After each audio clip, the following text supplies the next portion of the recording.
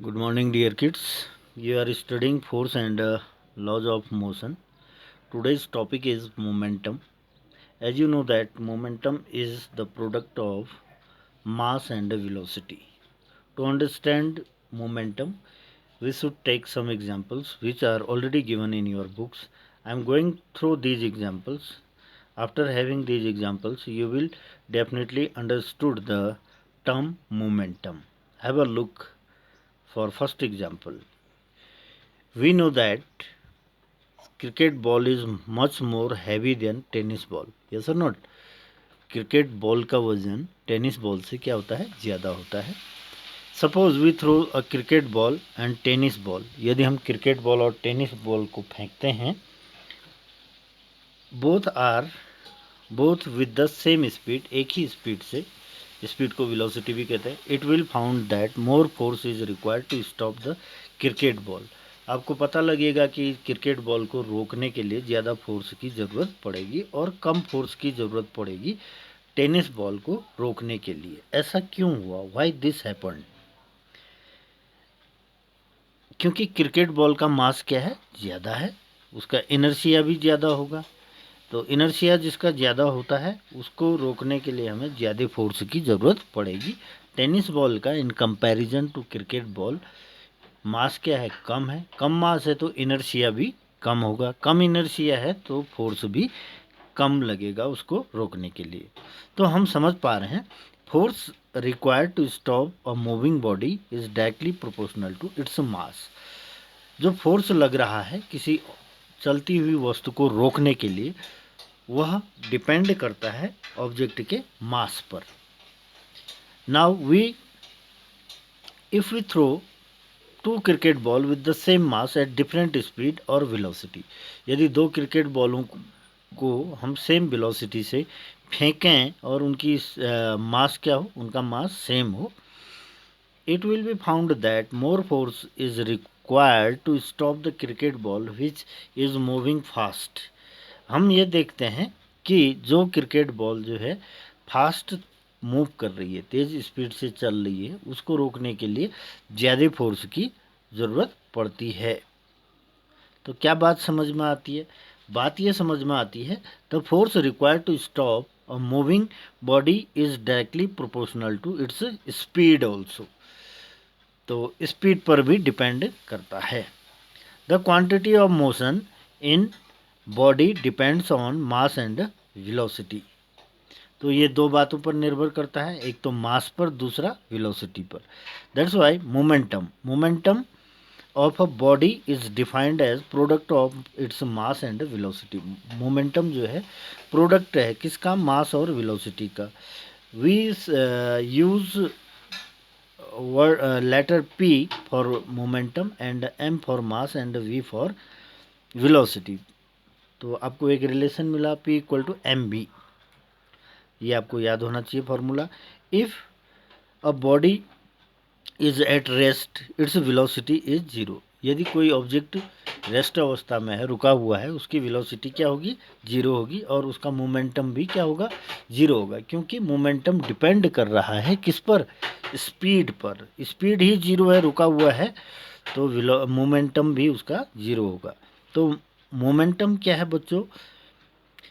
Momentum is vector quantity, ये vector quantity है ना, and takes place in the direction of velocity. इसकी unit क्या होती है? SI unit of momentum is kilogram metre per second, kilogram metre per second. देखो इसी से ऐसा यूनिट निकली है इसकी। मास की यूनिट होती है किलोग्राम, वेलोसिटी की यूनिट होती है मीटर पर सेकेंड, तो मोमेंटम की यूनिट ऐसा यूनिट हो जाएगी kilogram metre per second. Okay, this is the SI unit of momentum. Every moving body possess momentum. प्रत्येक वस्तु जो मूव कर रही है उसके पास क्या होता है, मोमेंटम होता है। सभी चीज़ जो मोशन में हो उनके पास क्या होगा, मोमेंटम होगा। एक एग्जांपल समझते हैं। A karate player can break a pile of tiles और slab of ice with a single blow of his hand. Karate का प्लेयर है, वह अपनी एक सिंगल क्या कहते हैं उसको, ब्लो से टाइल्स की पाइल को, टाइल्स की ढेर को सिंगल ब्लो से तोड़ देता है। ऐसा क्यों होता है? ऐसा इसलिए होता है because karate player strike the piles of tile और slab of ice with his hand at very very high speed, very very high speed. In doing so, ऐसा करते समय वह जो है the large amount of fast moving hand is reduce to zero in very very short time. उसकी speed जो है बहुत कम समय में बहुत कम जीरो के बराबर हो जाती है। ऐसा करने से क्या होगा? This exert a very large force on the piles of tile, that's why it break. वह जो है बहुत ज़्यादा मोमेंटम जनरेट करता है, जिससे कि आपकी टाइल्स की जो पाइल है वो टूट जाती है। ठीक है, टाइल्स की जो ढेर है वो, ये सब देख रहे होंगे, सिंगल ब्लो में टूट जाती है। Throw cricket ball is not very heavy, though cricket ball is not very heavy, but when it thrown with a high speed it acquire very large momentum and sometime hurts the batsman। कभी कभी cricket के player को चोट आ जाती है, इसलिए कि cricket की बॉल की स्पीड क्या होती है? बहुत ज़्यादा होती है। स्पीड ज़्यादा का मतलब है उसका मोमेंटम ज़्यादा होता है, इसलिए प्लेयर को चोट आ सकती है। ठीक है, आप समझ गए होंगे मोमेंटम क्या है। Momentum is product of mass and velocity. एक छोटा सा क्वेश्चन यहाँ पर दे रखा है, जैसे what is the momentum of man 75 kg when he walks with uniform velocity of 2 metre per second. यहाँ पर क्वेश्चन में दे रखा है बंदे का मास दे रखा है 75 kg और यूनिफॉर्म वेलोसिटी है उसकी v जो है 2 मीटर पर सेकंड। तो मोमेंटम आपको ज्ञात करना है, निकालना है। रिलेशन अभी हमने बताया था, P equal to m into v, उसी में पुट करोगे वैल्यू तो आपका मोमेंटम निकल आएगा। उसका मोमेंटम हो जाएगा, जैसे एम वी में रखोगे वैल्यू को तो 150 kg पर metre, 150 kg metre per second. इस ढंग से हम मोमेंटम को क्या करते हैं? मेजर कर लेते हैं या निकाल लेते हैं, है ना। अब हम समझ रहे हैं न्यूटन से second law of motion. Newton का सेकंड लॉ ऑफ मोशन क्या है, इसको जानते हैं। When two bodies, a heavy one and a light one, are acted upon by the same force. जब दो ऑब्जेक्ट सेम फोर्स से काम कर रहे हैं एक दूसरे पर, तो क्या होता है?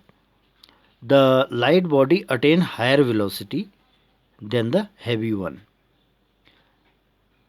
But momentum gained by the both body is same. दोनों बॉडी का मोमेंटम क्या होगा? सेम होगा। क्यों? क्योंकि एक बॉडी मोमेंटम को लॉस कर रही होगी, लूज कर रही होगी, दूसरी बॉडी उतना ही मोमेंटम जितना उसने लूज किया है गेन करती है। This link between force and momentum is expressed Newton से सेकंड लॉ ऑफ मोशन। अब इसका सेकंड लॉ ऑफ मोशन क्या कहता है, इसको समझिए। The rate of change of momentum of body is directly proportional to applied force। Momentum की दर में जो चेंज आता है, मोमेंटम में जो चेंज आता है वह सीधे निर्भर करता है किस पर? लगाए गए फोर्स पर। जितना फोर्स लगाएंगे उस पर निर्भर करता है। And takes place in the direction in which force is acted, और उसी दिशा में ये काम करेगा जिस दिशा में फोर्स लगाया गया हो। This is the second law of motion, Newton से second law of motion. The rate of change of momentum of body can be obtained by dividing change in momentum. इसके रेट को निकालने के लिए हम डिवाइड कर देंगे चेंज इन मोमेंटम को, किससे? टाइम टेकन से। तो force is directly proportional to change in momentum upon time taken. ठीक है। कंसिडर अ बॉडी है मास m, कोई ऑब्जेक्ट है उसका मास m है और उसकी इनिशियल वेलोसिटी u है। The initial momentum of body will become mu, उसका इनिशियल मोमेंटम जो है mu हो जाएगा। Suppose F force act on this body for t time, F force लग रहा है t समय के लिए, तो ऑब्जेक्ट की जो फाइनल वेलोसिटी हो जाएगी वो v हो जाएगी। The final momentum of body will be mv, final momentum जो है बॉडी का क्या हो जाएगा, mv हो जाएगा। Now change in momentum of this body, change क्या हो जाएगा, mv माइनस mu चेंज हो जाएगा, फाइनल माइनस इनिशियल, है ना। तो F is proportional to mv minus mu upon t। m इसमें कॉमन है, कॉमन ले लोगे तो F proportional to m v minus u upon t हो जाएगा। हम जानते हैं v minus u upon t को हम क्या कहते हैं, a कहते हैं, एक्सेलरेशन कहते हैं। तो इसकी जगह हम v minus u upon t लिख लेते हैं, तो हमें रिलेशन मिलता है इसकी जगह, किसकी जगह, writing a in place of v minus u upon T, A की जगह ये लिखने पर, v minus u upon T की जगह a लिखने पर, इसकी जगह a लिख देंगे तो हमें ये रिलेशन मिल जाता है।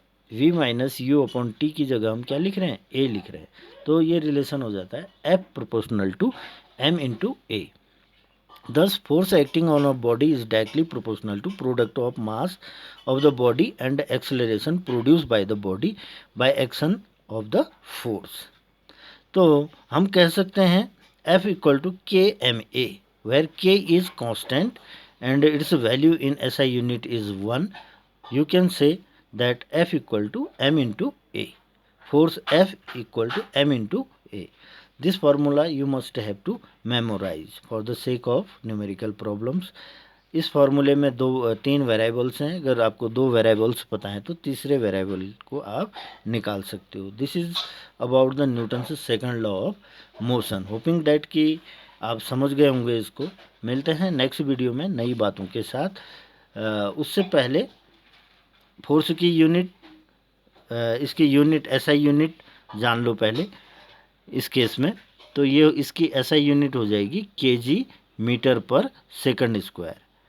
केजी फोर्स की इसकी यूनिट हो जाएगी, मास की यूनिट होती है केजी और एक्सेलरेशन की यूनिट क्या होती है, मीटर पर सेकंड स्क्वायर। तो इसकी यूनिट आ जाएगी SI unit KG metre per second, या केजी मीटर पर सेकंड को हम न्यूटन के भी कहते हैं, तो इसको न्यूटन भी कह सकते हो, which is denoted by capital letter N. Thank you.